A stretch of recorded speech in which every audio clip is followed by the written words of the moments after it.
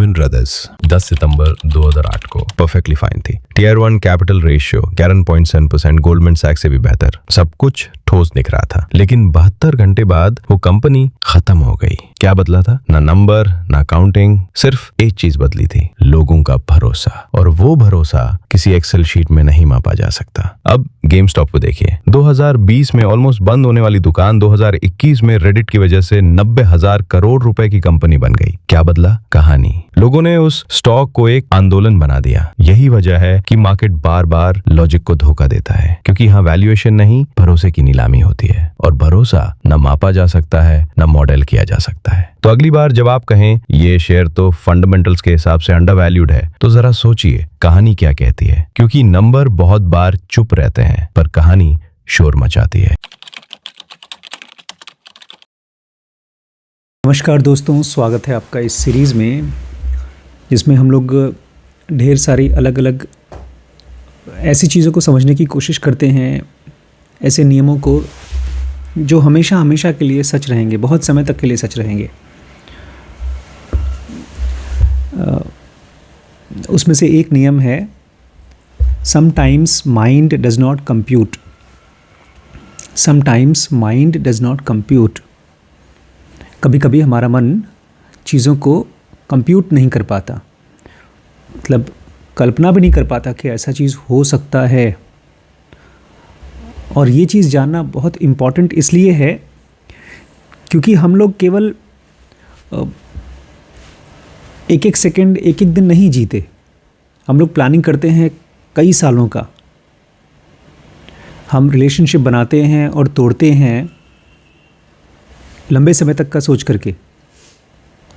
हम बिजनेसेस करते हैं और बिजनेसेस में फेल होते हैं क्योंकि हमारा माइंड ये नहीं समझ पाता कि माइंड डज नॉट कंप्यूट। मैं चाहता हूँ इस लेसन को आप अच्छे से समझ लें, इसलिए आज एक और बहुत इम्पॉर्टेंट एग्जाम्पल हम समझेंगे। एक बहुत बड़ी कंपनी है लीमैन ब्रदर्स, उसके बारे में पढ़ेंगे और भी कुछ चीज़ें पढ़ेंगे, देखते हैं। लेकिन लेसन यही है कि कुछ चीज़ें हमारा दिमाग कंप्यूट नहीं कर पाता, पहले से अंदाज़ा नहीं लगा पाता, कैलकुलेट नहीं कर पाता। एक इन्वेस्टर थे जिम ग्रांट। वो इन्वेस्टर इतने समझदार थे जितने समझदार आज की डेट में मुकेश अंबानी होंगे। तो वो कहते हैं, अगर आप ये मानते हो कि किसी कंपनी का स्टॉक शेयर वो केवल उस कंपनी की कमाई से और उसके बाद उसमें से टैक्स निकाल दो और उसके खर्चे निकाल दो और जो पैसा बचता है उसी हिसाब से उसका रेट बढ़ता है, यही माना जाता है कि एक कंपनी की जो शेयर है उसकी कीमत, उसकी कमाई और उसका खर्चा निकाल दो तो जो बचा वही उसकी कमाई है। लेकिन इसमें एक बड़ी इम्पॉर्टेंट चीज़ है, इंसान भूल जाते हैं, उनको याद भी नहीं रहता कि हम वही लोग हैं जो आज से कई साल पहले गांव में बहुत सी औरतों को इसलिए मार देते थे क्योंकि हमको लगता था वो चुड़ैल हैं, उनको जला दिया जाता था। अरे चुड़ैल ना सही, सती प्रथा चलती थी, उसमें लोग मर जाते थे। बहुत से लोग लड़ाई पे इसलिए जाते थे क्योंकि आन बान शान की बात है। और एक आदमी था ऑर्सन वेल्स, उसने रेडियो पर अनाउंस किया कि दूसरे ग्रह से लोग आ रहे हैं और लोगों ने मान लिया। हम ऐसे इंसान हैं जो ऐसी ऐसी बातें मान लेते हैं। अगर आप ये भूल जाएंगे तो आप ये भी भूल जाएंगे कि स्टॉक का रेट बहुत तेज़ी से बढ़ रहा है या बहुत तेज़ी से घट रहा है, तो इस वजह से क्योंकि हम वही इंसान हैं जो मूर्खता भरी बातों को करते हैं और विश्वास करते हैं। देखिए, आज कोई आदमी कहता है, अरे यार रिलायंस का जो शेयर है ना बहुत तेज़ी से बढ़ेगा, ख़रीद लो, और आपने महंगे में ख़रीद लिया। उसकी कीमत एक साल पहले थी 100 रुपये, आज है 90 रुपये, थोड़ा कम। और फिर आपको लग रहा है वो सीधे जाएगा 500, और आपने ख़रीद लिया अपना पूरा सेविंग्स निकाल करके। आपको लगा यार 5 गुना बढ़ेगा, अगर मैं 90 रुपये का ले लेता हूँ और 500 हो जाएगा कब? अरे 2-3 महीने में हो जाएगा। लोगों ने माना है, यही तो है कि आदमी कुछ भी बात मान सकता है। ये चीज़ हम हमेशा भूल जाते हैं कि हम जब किसी चीज़ को कैलकुलेट कर रहे हैं तो उसके पीछे हमारा आई सेंटर तो है, बुद्धि तो है, लेकिन उसके पीछे एक और चीज़ है, ई सेंटर इमोशन, उसको कोई कैलकुलेशन नहीं काम करता, उसके पीछे कोई बुद्धि नहीं होती। Every investment price, every market valuation is just a number from today multiplied with the story about tomorrow. अब एक नियम समझिए, आप इसको अपने बिजनेस में भी लगा सकते हैं। ये बहुत ईजी है लेकिन बहुत पावरफुल नियम है। जो भी इन्वेस्टमेंट आप कर रहे हैं, जो भी इन्वेस्टमेंट आप कर रहे हैं, या जो भी आपकी कंपनी की या किसी भी कंपनी की मार्केट वैल्यूएशन हो रही है, मतलब उसकी कीमत आंकी जा रही है, वो कितना है? जितना पैसा आपके पास है, नंबर फ्रॉम टुडे। मान लीजिए आपने एक ज़मीन खरीदी और उसके ऊपर आप एक प्लान कर रहे हैं स्कूल खोलने का, और ज़मीन है 50 लाख की, तो उसकी कीमत कितनी हो गई? 50 लाख गुणे story about tomorrow. 50 lakh plus story about tomorrow, इसके बारे में जो कहानी आप बता रहे हैं। टेस्ला कंपनी है जो बोलती है मैं ऐसी कार बनाऊंगा जिसमें पेट्रोल की ज़रूरत ही नहीं पड़ेगी, वो सूरज की धूप से चलेगी, बिजली के चार्जिंग से चलेगी। अब ये कहानी है, ये होगा कि नहीं होगा पता नहीं, लेकिन अगर किसी को विश्वास हो गया उस कहानी पे, तो भैया बल्ले बल्ले। अगर आप अपनी कंपनी की कहानी बना सकें और उस कहानी को सच कर सकें, तो आपकी कंपनी की कीमत बहुत ज़्यादा हो सकती है। इसलिए ये चीज़ याद रखिएगा, किसी भी इन्वेस्टमेंट का या किसी भी कंपनी का जो मार्केट वैल्यूएशन होता है, मार्केट की कीमत होती है, वो उसमें कितना पैसा है गुणे उसकी कहानी, कल उसके बारे में जो आप कहानी बता रहे हैं। जैसे मैं अभी ओयल में हम लोग प्लॉट ले चुके हैं, रोड से बहुत अंदर है, 2-2.5 किलोमीटर अंदर है, लेकिन उसकी स्टोरी बड़ी स्ट्रांग है मेरी। क्या स्टोरी है? वो पूरी दुनिया का सबसे पहला ज़ेनोविले आश्रम बनेगा वहाँ पे, और इस कहानी को हम लोग आसपास के किसानों से छुपा छुपा के रखना चाहते हैं। क्यों? आसपास में रेट ना बढ़ जाए। हाँ, क्योंकि आसपास के किसान ये ना कह रहे यहाँ तो बहुत बड़ा आश्रम बनने वाला है, तो और महंगा महंगा करके आपको बेचेंगे। लेकिन इस कहानी को हम उनको ज़रूर सुनाना चाहते हैं जो लोग यहाँ आएंगे या जो लोग भी इन्वेस्टमेंट करेंगे। तो किसी भी इन्वेस्टमेंट की कीमत कितनी होती है, उसमें जो पैसा है गुणे स्टोरी अबाउट टुमारो, उस चीज़ की कल की कहानी क्या है। The numbers are easy to measure, easy to track, easy to formulate. It gets easier to almost everyone has cheap access to information. तो ये कोई कीमत, कोई पैसे कितने लगे हैं, ये नंबर्स है। ज़मीन कितने रुपए स्क्वायर फीट में मिली, ये सब नंबर्स है, ये बहुत आसान है। इनफैक्ट आज जब हम उस तालाब में गए तो उसमें मिट्टी कितनी गिरी है, ये मिट्टी की कीमत तो बगल में आंटी, बूढ़ी आंटी बैठी थी, वो बता दी। 2,60,000 की मिट्टी पड़ी है। ये बहुत आसान है, नंबर्स बहुत आसान है नापना, उसको ट्रैक करना और उसको फॉर्मुलेट करना, ये बहुत ही सस्ता भी है। But the stories are often bizarre reflections of people's hopes, dreams, fears, insecurities and tribal affiliation. लेकिन जो कहानियाँ चलती हैं किसी चीज़ के बारे में, वो बड़ी बिजार होती हैं, अजीबो गरीब होती हैं। वो कहाँ से आती हैं? लोगों के होप्स से, उम्मीदों से, उनके सपनों से, उनके डर से, उनकी इनसिक्योरिटीज़ से, उनके घबराहट से और उनके ट्राइबल एफिलिएशन से। ट्राइबल एफिलिएशन मतलब एक हिंदू जाकर के खीरी में प्लॉट नहीं लेना चाहेगा।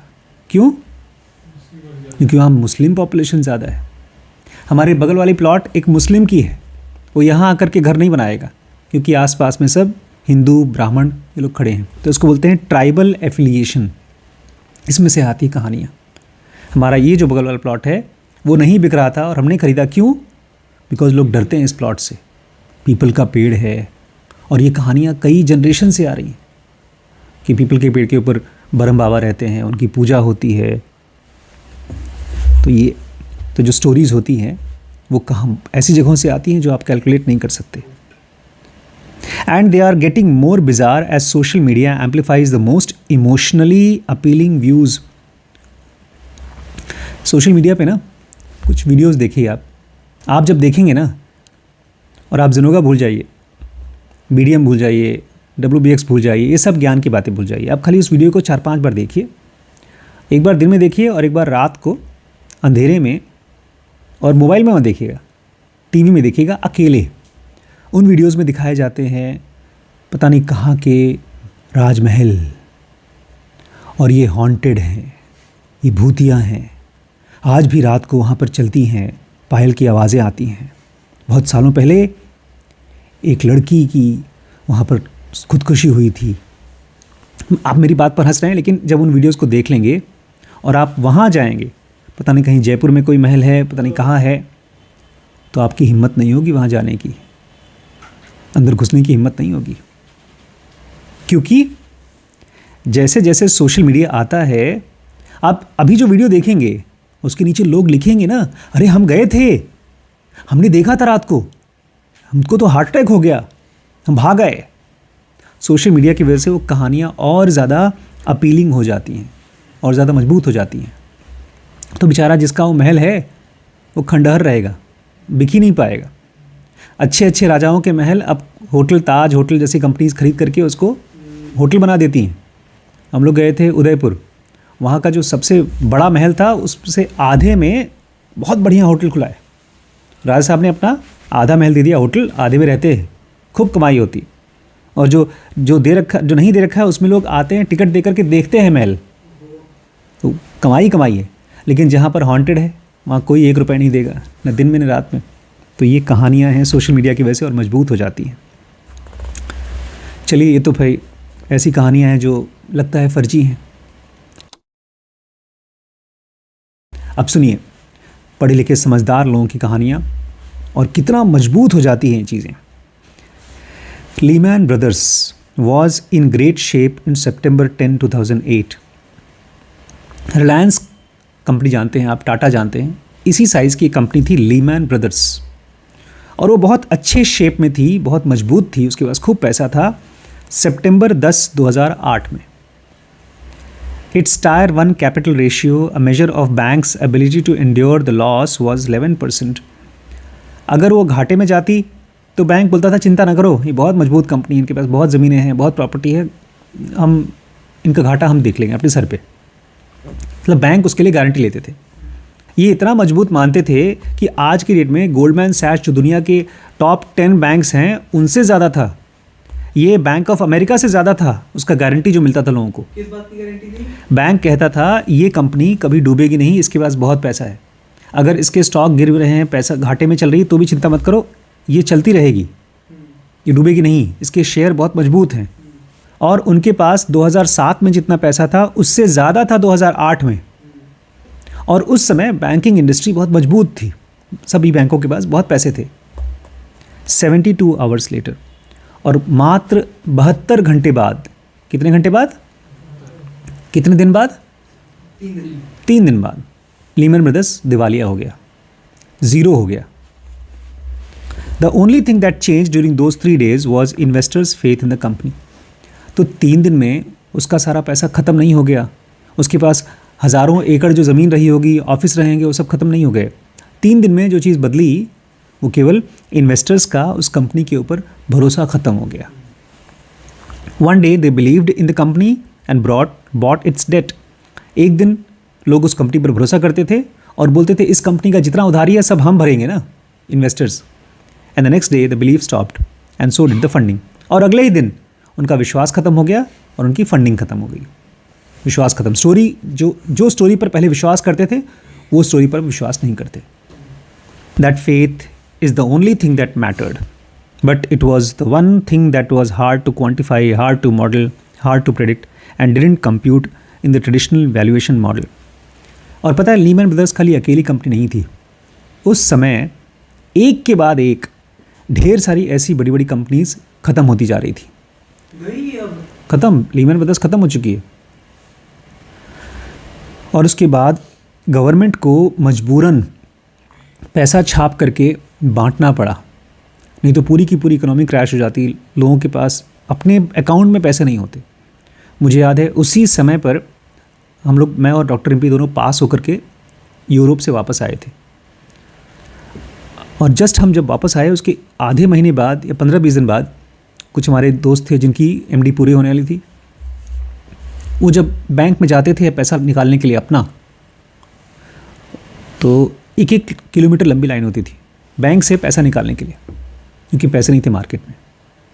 और वो भी जब पहुंचते थे और उनको पैसा निकालना है 1 लाख रुपए, तो बैंक बोलता था 10,000 से ऊपर निकाल नहीं सकते आप, पैसा नहीं हमारे पास। ये हालत हो गई थी 2008 में जब लीमन ब्रदर्स बैंकरप्ट हुई थी। तो बदला क्या? कहानी, ऐसी चीज़ जो हमारा माइंड क्या नहीं कर पाता, कंप्यूट नहीं कर पाता। इसी का एक उल्टा सुन लीजिए, उसके बाद हम आज की वीडियो ख़त्म करेंगे। गेम स्टॉप नाम की company, GameStop. It look like it was on the edge of going out of business in 2020। ऐसा लग रहा था कि ये कंपनी अब बस 2020 में ख़त्म, इसका गेम तमाम होने वाला है, बैंकरप्ट होने वाली है। Then it became cultural obsession on Reddit. और उसके बाद अचानक से रेडिट पर एक वेबसाइट है, उस पर सब लोग बोल रहे हैं यार बहुत कमाल की कंपनी है, इसको खरीदो। The stock surge, the company raise to ton of money. उसके स्टॉक बढ़ते गए। ढेर सारे इन्वेस्टर आगे बोलते हमको दो पैसा लगाने के लिए। And 2011 it was worth 11 billion. और 2011 में इस कंपनी की कीमत हो गई 11 अरब डॉलर, जिसके माना जा रहा था कि ख़त्म होने वाली है। Same thing here, the most important variable was stories people told themselves. यहाँ पर भी ठीक वही चीज़ हुई है, जो बदला है वो कहानियों पर भरोसा बदला। पहले मान रहे थे बैंकरप्ट होगी, बाद में मान रहे चलेगी। And that was the only thing you couldn't measure and couldn't predict with foresight. That's why the result don't compute. और ये ऐसी चीज़ है जिसको आप मेजर नहीं कर सकते, आप कंप्यूट नहीं कर सकते, प्रेडिक्ट नहीं कर सकते, पहले से अंदाज़ा नहीं लगा सकते। Whenever something like this happens, you see people shocked and angry about how the world has become detached from fundamentals. जब भी ऐसी चीज़ें आपके सामने होती हैं तो लोग बड़े गुस्से में आते हैं। पता है लोग गुस्से में कब आते हैं? उनके मन की चीज नहीं। जब उनका बहुत बड़ा घाटा हो रहा है। कोई आदमी आपको आकर आपकी वाइफ बोले कि मैं आज से आपको छोड़ रही हूँ, तलाक, आप गुस्सा करेंगे कि मैं तुम्हारे पर भरोसा कर रहा था।